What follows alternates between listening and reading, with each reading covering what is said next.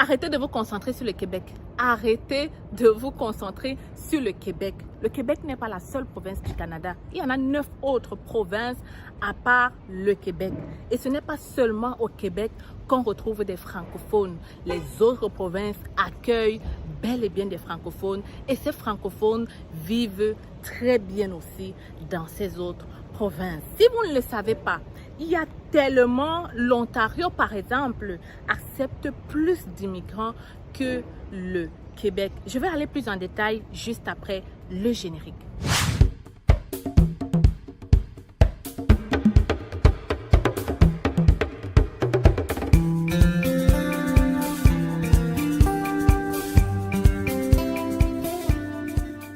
Alors, les petits Canadiens, j'espère que vous allez très bien. Nous, ici, ça va super bien. On profite de ce beau soleil-là. Même comme au Canada, tout est en excès. Mais bon, c'est mieux, hein? C'est mieux que le froid et la neige, ok? Donc, les petits Canadiens, je viens donc, suite à un constat, parler à tous les futurs Canadiens, tous ceux qui veulent immigrer au Canada. Je vais d'ailleurs vous rappeler qu'en 2021, le Québec a eu tellement de refus d'étudiants étrangers.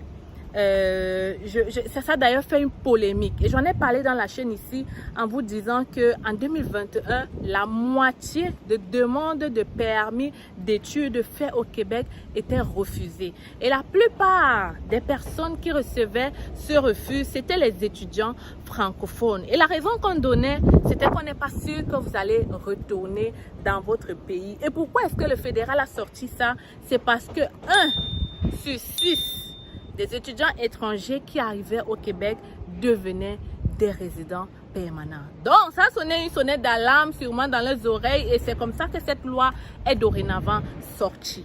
Donc, après plusieurs appels, plusieurs frustrations, les écoles qui se sont plaintes, le fédéral est donc passé à la justice pour ça. Donc, ça a fait l'objet vraiment d'une requête, ça a fait l'objet d'une procédure et donc ils ont avoué que ce n'était pas normal et ils sont en train de travailler là-dessus.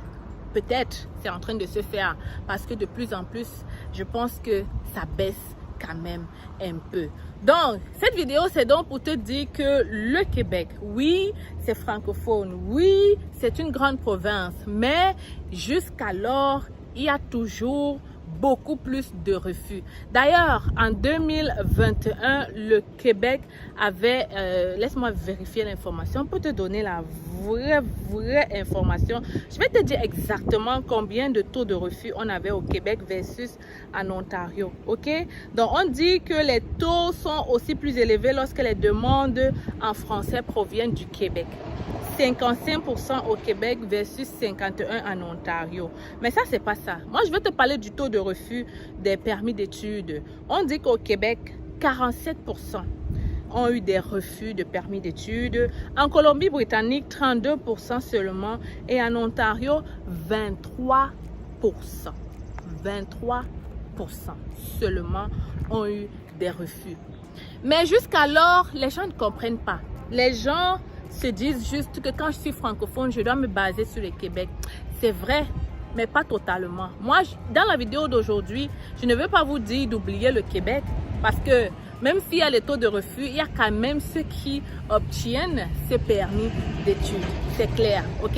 C'est très clair. Il y a quand même ceux qui obtiennent ce permis d'études. Mais moi ici, je veux parler à une personne qui a eu un refus, 1, 2, 3 refus parce qu'il est venu au Québec. Peut-être tout est bon dans tes dossiers. Peut-être tout fonctionne très bien. Mais c'est juste que tu choisis la mauvaise province. Et vous savez, l'immigration, c'est une histoire de seuil. C'est une histoire de règles. Donc, si tu vois que ça ne marche pas au Québec, regarde ailleurs. C'est tout ce que je vais te dire. Je ne vous demande pas d'oublier le Québec. Hein.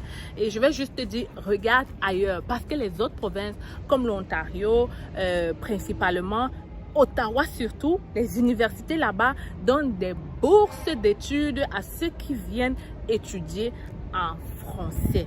Et je suis sûre qu'il y a d'autres provinces aussi qui donnent ces bourses d'études-là. Pour ceux qui viennent étudier en français dans une zone anglophone, vous ne le savez peut-être pas.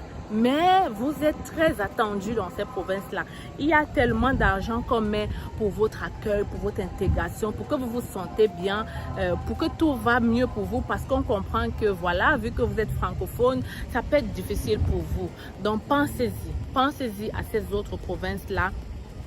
Je te dis qu'il y en a 9 autres. Saskatchewan, je peux parler de toutes les cités ici, hein. Je ne connais pas encore tous par cœur. Mais je sais qu'il y a l'Ontario, Saskatchewan, le Nouveau-Brunswick, la Colombie-Britannique et tout ça. Donc va regarder sur internet, tape ces autres provinces, fais un peu de recherche et tu vas connaître. Pour ceux qui veulent donc demander un permis d'études, si tu vas voir la liste de ces écoles, tout est déjà bien écrit. Prends notre guide étudiant, j'explique tout là-bas et je te montre même. Il y a tellement de bourses qu'on donne en fait aux francophones qui vont ailleurs, que je me dis, il faut quand même regarder. Ça peut être une option pour toi, mon ami, ça peut être une option pour toi. Arrête de te focaliser sur le Québec. Même si tu parles un tout petit peu l'anglais, là-bas, tu peux très bien t'en sortir et dans quelques jours, tu peux devenir un parfait bilingue. Vous savez, regarde juste au Cameroun, il y a des gens qui quittent Yaoundé pour aller étudier à Bamenda. Pourtant, ils ne sont pas anglophones, mais ils finissent par s'en sortir. Donc, ça peut être toi aussi. Tu peux aussi très bien t'en sortir ici, dans une zone anglophone. Il y a des gens comme toi qui l'ont fait et qui ont réussi finalement leur vie. Donc, va regarder cela et tu ne seras pas déçu. Donc, aujourd'hui, c'est un petit tips que je te donne et je suis sûre que ça va fonctionner. Et mes tips fonctionnent toujours. Donc, si toi aussi, tu vas avoir plusieurs tips comme ça, si tu vas avoir les nouvelles sur l'immigration, si tu veux découvrir les nouveaux programmes, si tu veux découvrir des astuces pour entrer au Canada. D'ailleurs, on a une très belle astuce que personne ne parle pour les enseignants pour entrer rapidement au Canada. Je vais délivrer ça lors de la conférence que j'organise au Cameroun. Je serai dans le vendredi le 18 août à Yaoundé et le 20 août à Douala. Nous serons à l'hôtel Merina à Yaoundé, à côté à la poste centrale, et à Douala nous serons à l'hôtel Le Watt. Je vous réserve beaucoup de surprises. Je vous assure, vous ne seriez pas déçus. Donc, ne perds pas le temps, réserve ta place si toi tu veux tout savoir sur l'immigration, mais plus encore connaître ces astuces-là. Désolée. Le monsieur là fait la poussière partout.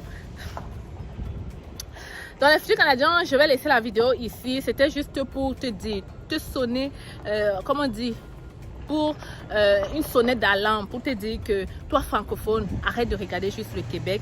Les autres provinces sont aussi là pour toi. Alors si tu as apprécié la vidéo, si tu aimes ce que je fais, tu n'oublies pas de t'abonner, de liker et surtout de partager massivement. C'était votre styliste en CV canadien.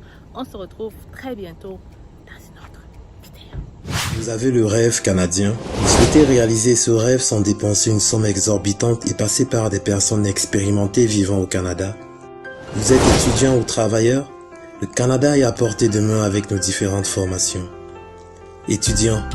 Découvrez dans notre formation la procédure de demande du visa étudiant de A à Z avec nos modules de choix de filière, la liste de bourses disponibles pour le Canada, la procédure pour effectuer une demande d'admission et bien d'autres encore. Avec cette formation, vous bénéficierez d'un suivi personnalisé avec des réunions mensuelles et intégration à un groupe de suivi privé gratuitement. Pour vous, travailleurs, optimisez votre profil et candidature grâce à nos formations et prestations sur le CV type canadien et votre lettre de motivation. Mais aussi notre formation coaching en vue de préparer votre entrevue avec une entreprise canadienne. Vous vous demandez quelle formation choisir? Nous vous proposons notre service d'orientation et d'évaluation de profil qui vous permettra de savoir quel est le meilleur choix en fonction de vos qualifications. Pour aller plus vite, nous vous recommandons la formation qui représente les sites de recrutement dédiés à l'international. Rendez-vous sur notre site internet et sur nos plateformes sociales pour en savoir plus. Vous aurez l'occasion de voir de multiples personnes qui ont réussi à obtenir leur visa en seulement 3 mois. Je m'appelle Sonia et je suis venue au Canada en tant qu'étudiante au mois de septembre grâce à C'est Facile. J'ai eu mon visa rien qu'en 2 mois et pour moi c'est toujours... Avec C'est Facile.